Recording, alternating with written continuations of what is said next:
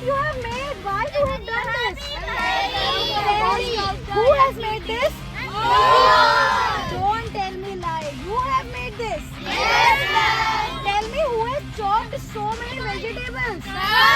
Please give a big round of applause for girls. Please clap for girls. And who has made Terry? So give a big round of applause for our boys. Clap everyone. So is Terry good or not in taste?